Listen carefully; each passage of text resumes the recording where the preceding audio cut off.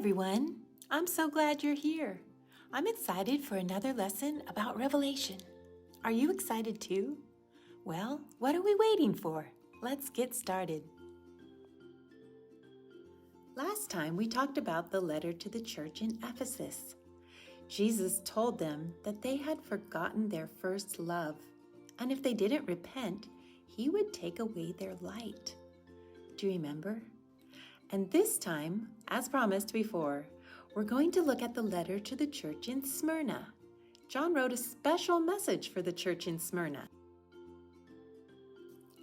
And to the angel of the church in Smyrna write, "These things says the first and the last, who was dead and came to life. I know your works, tribulation, and poverty, but you are rich. And I know the blasphemy of those who say they are Jews and are not, but are a synagogue of Satan. Do not fear any of those things you are about to suffer. Indeed, the devil is about to throw some of you into prison, that you may be tested, and you will have tribulation 10 days. Be faithful unto death, and I will give you a crown of life. He who has an ear, let him hear what the Spirit says to the churches. He who overcomes shall not be hurt by the second death." Revelation 2, 8-11. Smyrna was a large, rich, and beautiful city. The people of Smyrna were proud of their city, which was known for science, medicine, and culture. They had the largest public theater in the province, which could seat about 20,000 people. But being a Christian in Smyrna was a bit difficult. Emperor worship was a widespread practice. Every Roman citizen was expected to burn incense on an altar to honor Caesar, the emperor. To refuse meant you could be killed. If that weren't bad enough, there was also a large Jewish population, many of whom were very mean to Christians, accusing them of not believing in God and of not being loyal to the government. Jesus described these so-called Jews as belonging to the synagogue of Satan. Those are strong words. God doesn't mess around. He calls things what they are. Many of the early Christians, including the Apostle John, still called themselves Jews, and they were Jews. There was nothing wrong with being a Christian Jew. But there were Jews who had rejected Jesus as their Messiah, and they were not reflecting God's character of love. Jesus called this blasphemy. Revelation 2:9. It was very sad to be treated badly even by those who claimed to follow God. The Christians in Smyrna experienced persecution and poverty. That meant having no money, often because they couldn't make a living due to their beliefs. God told these brave Christians they would face more persecution. Some would even be put into prison or killed for their faith as martyrs. What a difficult place to be a Christian. I wonder what I would have done in that situation. What would you have done?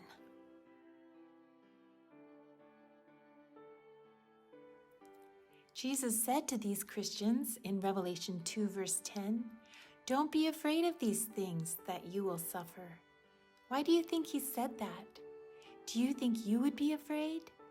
I think I might be scared in that situation or in a similar situation. But you know, Jesus doesn't want us to be afraid of persecution or even death.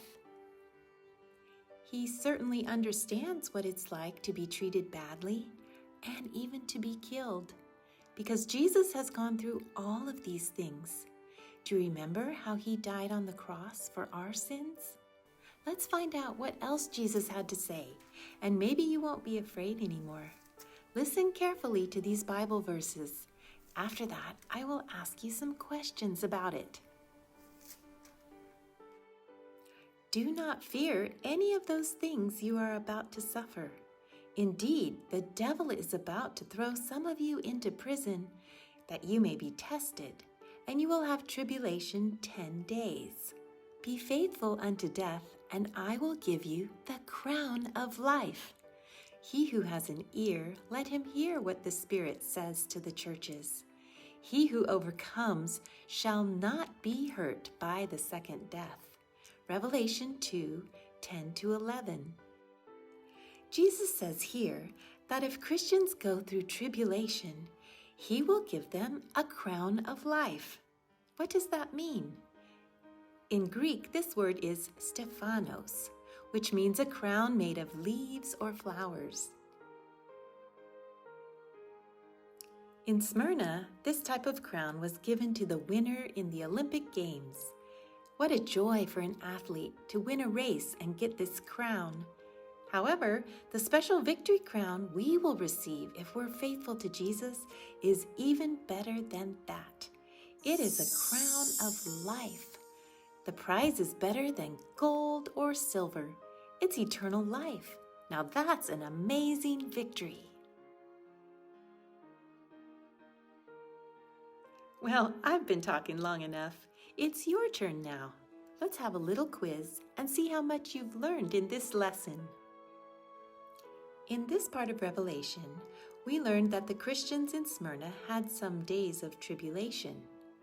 How many days of tribulation are mentioned? Is it A, 15 days, B, 20 days, or C, 10 days?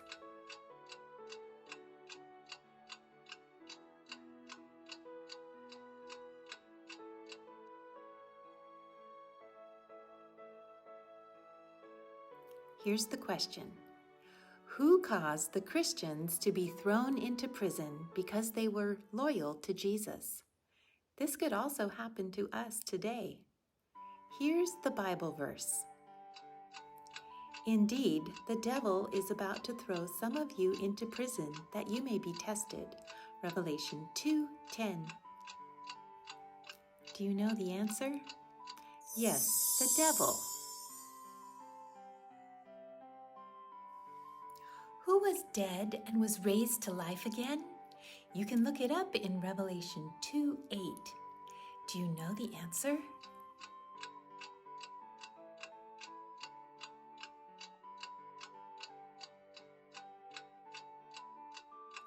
The answer is Jesus. Yes, of course, Jesus.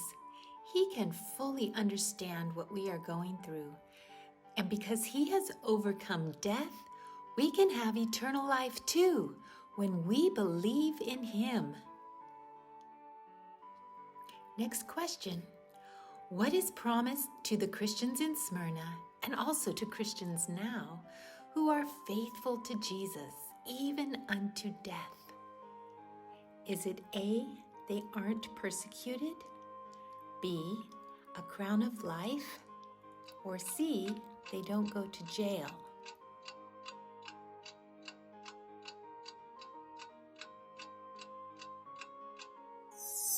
It's B. Jesus promised His faithful followers the crown of life, representing eternal life. Wow, what a beautiful promise. I'm looking forward to that amazing time when we can live forever with Jesus. What a beautiful world that will be, where everything will be perfect. It's sometimes hard to imagine, but all we need to do is be faithful to Jesus in every situation. This letter from John didn't stay in Smyrna. It was passed on to the next church. Do you remember which church comes next?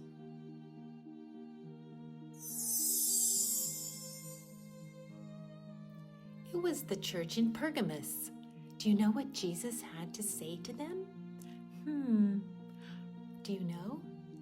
I'd like to read it with you next time and discover what important messages Jesus had for the church of Pergamos.